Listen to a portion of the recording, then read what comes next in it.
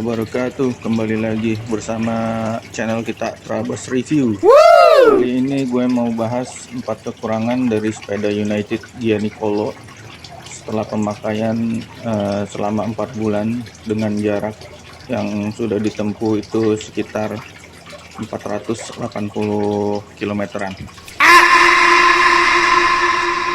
Oke, apa aja kekurangan yang dialamin? Simak terus videonya sampai akhir.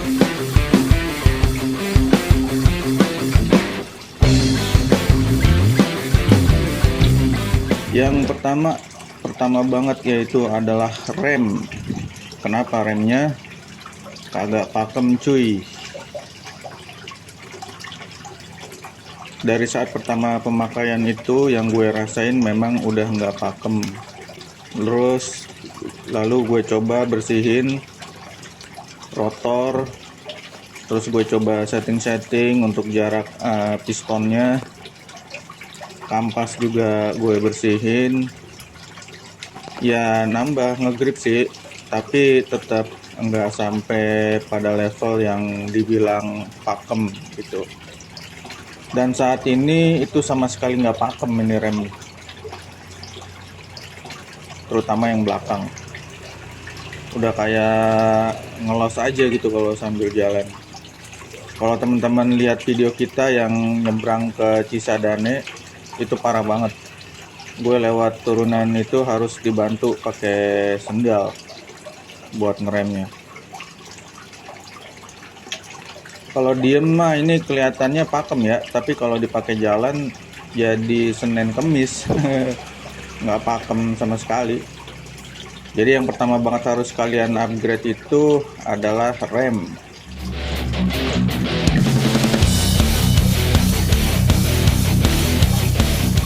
Oke, lanjut yang kedua yaitu FD, front derailleur.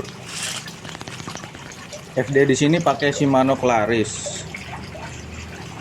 Tentu udah nggak diragukan secara kualitas. Nah, yang gue maksud di sini tuh bukan FD-nya yang kurang gitu. Tapi yang bermasalah adalah ketika rantai dipakai pada posisi cross chain, rantainya ini nempel bergesekan dengan bodi FD-nya. Misal di sini gue pakai gear depan paling kecil, terus yang belakang juga paling kecil. Nah, maka di si rantainya ini nempel sama bodi FD-nya ini, sehingga terjadilah gesekan yang menimbulkan suara kretek-kretek kayak rokok.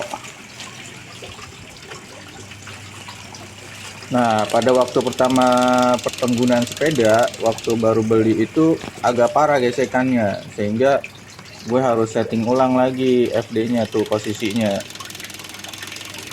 Ya sekarang ini yang menurut gue udah paling mendingan, walaupun masih ada gesekan dikit ya. Ini sih nanti perlu gue setting lagi sih kayaknya. Nah itu gue juga masih belum tahu, kira-kira biar bener-bener nggak nempel saat cross chain itu diapain lagi ya. Dengan komposisi rasio gear seperti ini, depan 2 speed, belakang 8 speed. Mungkin kalau ada teman-teman tahu caranya bisa share di kolom komen ya. Nah, ini contoh lagi di sini gue coba pakai gear depan yang besar dan gear belakang juga paling besar. Nah, rantainya itu nempel juga sama. Nempel dia ke bodi FD-nya. Walaupun secara teori itu kurang bagus ya kalau kita pakai cross chain karena bisa bikin bengkok RD rear derailleur-nya, tapi ya namanya dalam perjalanan kadang ya kita perlu aja gitu kondisi cross chain walaupun nggak terus-terusan gitu. Oke, jadi itu ya kekurangan yang kedua, rantai nempel FD ketika dipakai cross chain. Lanjut permasalahan yang ketiga itu fender atau kita bilang spakbor. Kenapa permasalahannya? Yaitu fendernya nempel sama ban karena jarak fendernya ini terlalu dekat sama ban. Ini terjadi di fender belakang dan juga depan. Dia terlalu dekat juga jaraknya dengan ban. Tapi kalau yang belakang, kemarin gue coba setting baut-bautnya sih itu udah kelar masalahnya. Ada beberapa baut di sini gue adjust, sama yang baut bracketnya juga ini ya, itu udah aman untuk yang fender belakang ini. Nah, yang depan ini, fender depan yang harus ada perubahan bentuk.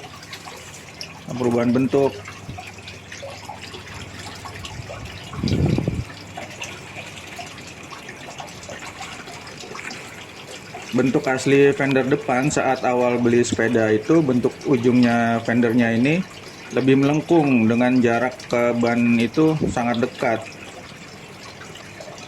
Terus kemudian gagang fendernya ini tidak lurus seperti ini. Dia ada pola melengkung. Ada pola melengkung ke bawah seperti yang belakang ini, dia ada pola melengkung ke bawah. Nggak lurus begini awalnya. Tapi dengan bentuk-bentuk awalnya seperti itu membuat fender yang depan ini jadi gampang nempel sama ban. Ujung yang depan ini ketika si fender kegeser atau berubah posisi, langsung dia gasrok sama ban. Begitu juga yang belakang ini, sebelumnya dekat banget jaraknya sama ban. Tambah pada saat awal beli sepeda ternyata settingan bautnya itu pada kurang kenceng gitu. Jadi ketika nabrak lubang atau polisi tidur itu dia geser sendiri dan langsung nempel sama ban. Terus ya gue coba kencengin baut-bautnya, tapi ternyata belum cukup cuma untuk kencengin baut. Karena gue suka pakai sendal gunung saat goes kayak gini. Ini kan posisinya panjang nih sendal gitu. Nah, ini suka mentok kalau pas belok tuh kayak gitu posisi. Begitu kepentok sendal dia langsung miring lagi nih fender, nempel lah dia sama ban lagi. Jadi gua akalin dah supaya jaraknya ini nggak terlalu dekat sama ban. Salah satunya dengan mereposisi si gagangnya ini gue lurusin supaya dia ngedorong bagian belakang, ngejauhin ban ya.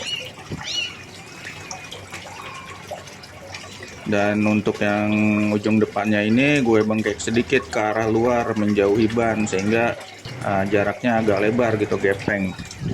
Dan setelah penyesuaian itu semua, sekarang udah aman masalah fender.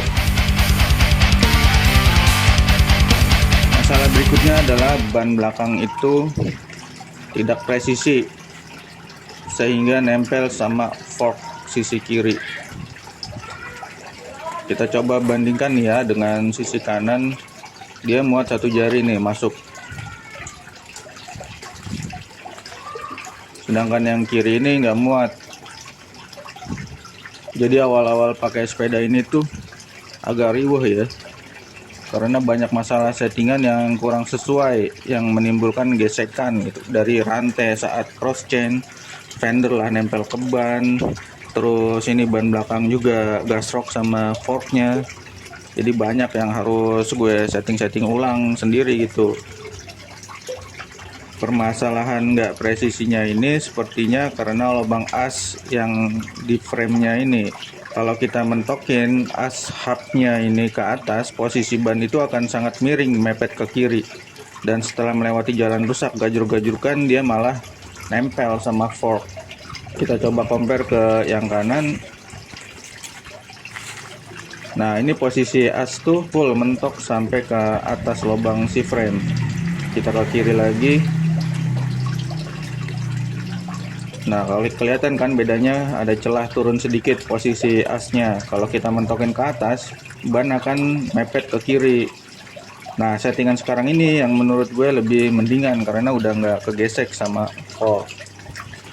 Walaupun tetap nggak center bannya. Jadi posisinya dia nggak dimentokin, jadi agak ngegantung gitu ya. Nah, karena posisi ngegantung, maka kunci quick release-nya ini juga harus kenceng kuat gitu biar dia nggak merosot. Mungkin kalau ada teman-teman yang paham, silakan komentar lagi di kolom bawah permasalahan tidak senternya ban atau as. Oke, selanjutnya kekurangan yang terakhir adalah komposisi rasio gear sprocket.